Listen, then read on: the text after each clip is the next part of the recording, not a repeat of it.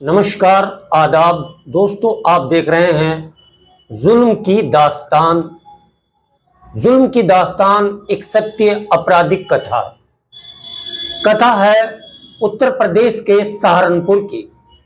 Saharanpur city में एक थाना पड़ता है जनकपुरी, और जनकपुरी थाना क्षेत्र में पड़ता है बजोरिया रोड, और बजोरिया रोड पर पड़ती है न्यू भगत सिंह कॉलोनी।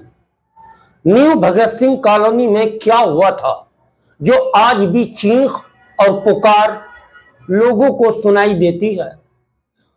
रात के अंधेरे में तो क्या, दिन के उजाले में लोग थर्राते हैं। आखिर ये घटना मैं आपको सुनाने जा रहा हूं उत्तर प्रदेश के सहारनपुर की। नमस्कार, आदाब दोस्तों, यह है PK7 न्यूज, सच्चाई का एहसास। आपको सच्चाई से रूबरू कराने जा रहा हूं। घटना है 26 मई 2011 की, जब उत्तर प्रदेश में मायावती की सरकार हुआ करती थी।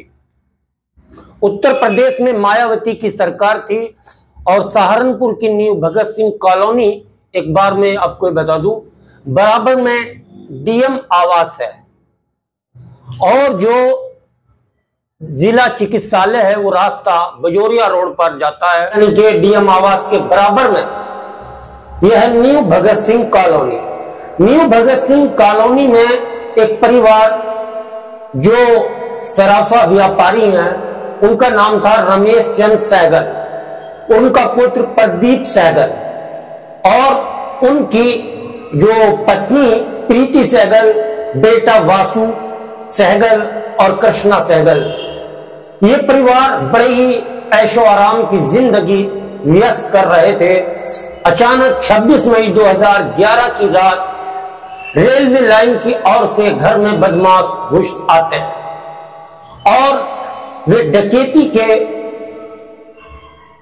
इरादे से आते हैं और वहां पर घर में घुस जाते हैं। और घुसने के बाद में जो मौत का तांडव शुरू होता है, उसमें 5 लोगों को लोहे की रोड से मार मार कर खत्म कर दिया जाता है। मौत की गोद में उन्हें सुला दिया जाता है। ये घटना बड़ी दर्दनाक घटना थी, क्योंकि जैसे ही सुबह होती है और सुबह होने के बाद ये सनसनी सहारनपुर से लेकर लखनऊ और राजनीतिक गलियारों में गूंज उठती है।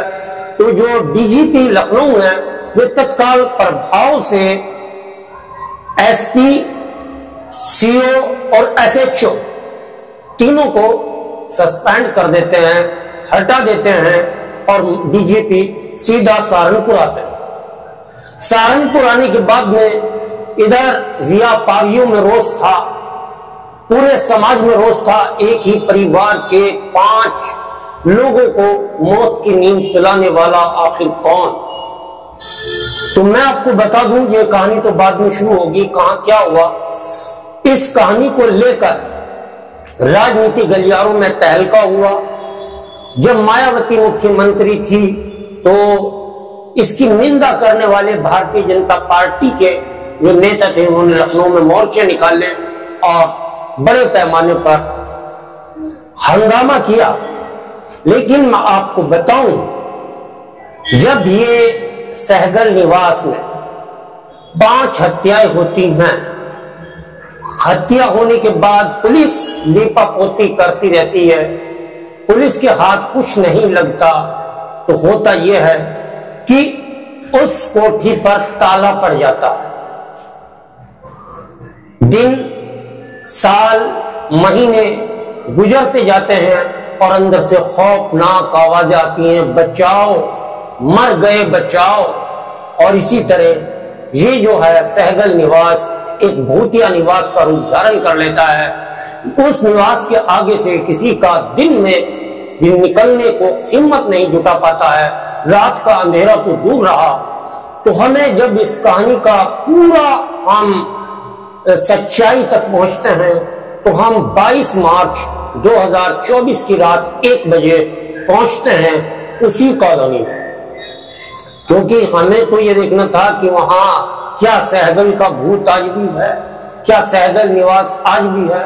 वहां जो हम गए तो पता चला वहां पर सहगल निवास है ही नहीं, क्योंकि सहगल निवास तो पुलिस प्रशासन की देख रेख में तोड़ दिया गया है और वहां पर एक पार्किंग बना दी गई है जो अब प्लॉट है और उसमें वहां पर गाड़ियां खड़ी होती हैं। तो अब बताएं कि आप जहां पर YouTube पर सर्च करते हैं कि सहारनपुर का भूतिया बंगला, तो आपको सहगल परिवार का जो नरसार था, जो हत्याएं थी 5 लोगों की, ये दर्शाई जाती हैं।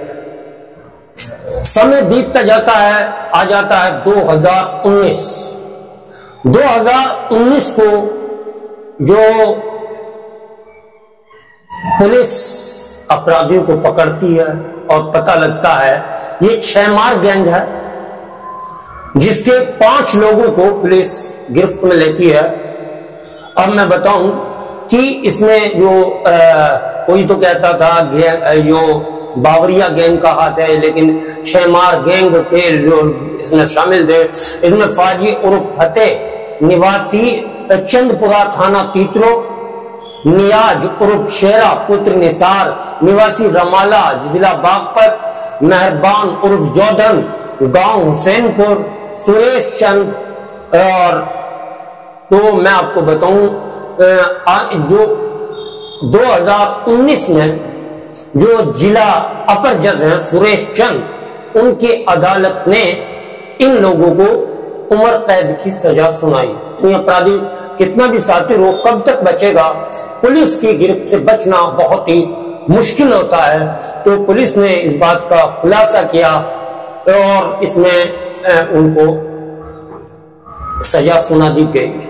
अब सजा जब हो जाती है तो जो आत्माएं थी उनको शांति मिल जाती है, क्योंकि आत्माएं चिल्ला चिल्ला कर कह रही थी कि आज तक हमारे कातिल सलाखों के पीछे क्यों नहीं है, लेकिन जब वे सलाखों के पीछे चले जाते हैं तो आत्मा को शांति मिलती है, उनको मुक्ति मिलती है।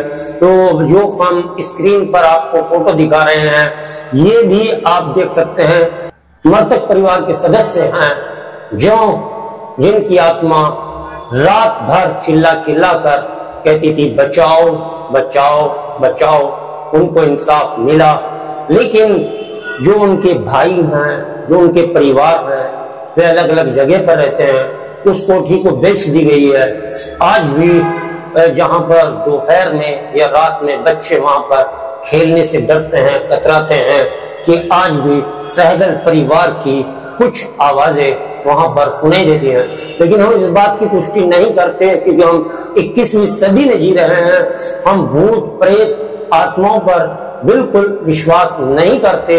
लेकिन अगर आत्मा को शांति नहीं मिलती तो उसकी आत्मा जो चिल्लाती है, जो कहते हैं, ये सब हमें सूत्रों से पता लगा है। जब हम 22 मार्च 2024 की रात वहां पहुंचते हैं तो वहां पर जो सिक्योरिटी गार्ड होता है उसने कहा कि मैं 2 साल से यहाँ काम कर रहा हूँ, अब यहाँ पर कुछ ऐसा नहीं है, सब नॉर्मल है। तो पैरानॉर्मल एक्टिविटीज जो होती हैं उसके जो विशेषज्ञ होते हैं इस बात का पता लगा लेते हैं अपने उपकरणों और मशीनों द्वारा कि यहाँ आत्मा है कि नहीं। लेकिन मेरा मतलब किसी का दिल दुखाना नहीं है, किसी की भावनाओं को ठेस पहुंचाना नहीं है। मेरा यकीन जो है वो है कि आज कोई आत्मा नहीं होती, अगर होती भी है तो हमने इस प्रकार की आवाजें नहीं सुनी। आप देखते रहिए PK7 न्यूज, सच्चाई का एहसास। फिर कल एक नई कहानी लेकर आएंगे, जुर्म की दास्तान।